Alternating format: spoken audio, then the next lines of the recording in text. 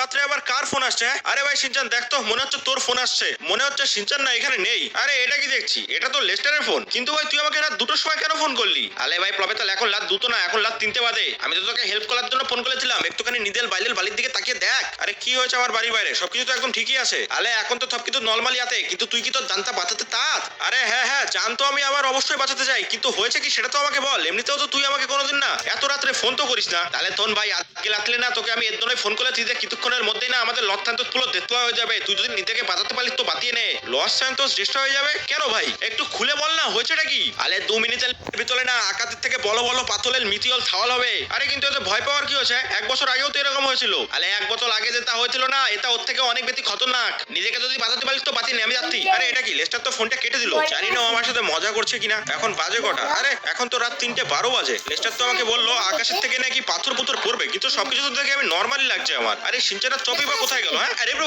আমরা একটা নিচে দাঁড়িয়ে রয়েছি, আর এখানে না আমরা অনেক খতরনাক একটা আওয়াজ শুনতে পেয়েছি। আরে ভাই এরকম কোন খতরনাক আওয়াজ শুনতে পেয়েছিস তোরা? হ্যাঁ আমি তো এখানে কোনো আওয়াজ শুনতে পাইনি। আর তুই তো ঘুমিয়েছিলে বলে তুমি আওয়াজটা শুনতে পাওনি, কিন্তু আমি না এখানে একটা অনেক খতরনাক আওয়াজ শুনেছি। আর আমি তো এটাও ফিল করতে পারছি যে আমাদের পুরো লস স্যান্টোসটা খতম হয়ে যাবে। লেস্টারও আমাকে এই কথাটাই বললো, আর তুইও তো দেখি আমাকে এটাই বলছিস। আরে কিন্তু এটা কি দেখছি আমি? এটা কি হচ্ছে ভাই? এখানে তো বড় বড় পাথর পুথর পড়ছে, আর আমাদের বাড়িতে আগুনও ধরে গেছে। আরে সিনচান তুই ঠিক আছিস ভাই? আরে হে ব্রো, আমি তো ঠিক আছি, কিন্তু আমাদের না জলদি এখান থেকে পালাতে হবে। আরে ভাই নিচে আর দাঁড়িয়ে থাকিস না, গ্যারেজে গাড়ি রয়েছে, জলদি জলদি গাড়িতে উঠে না আমাদের বাড়ি ছেড়ে এখন পালাতে হবে। তাড়াতাড়ি আয়।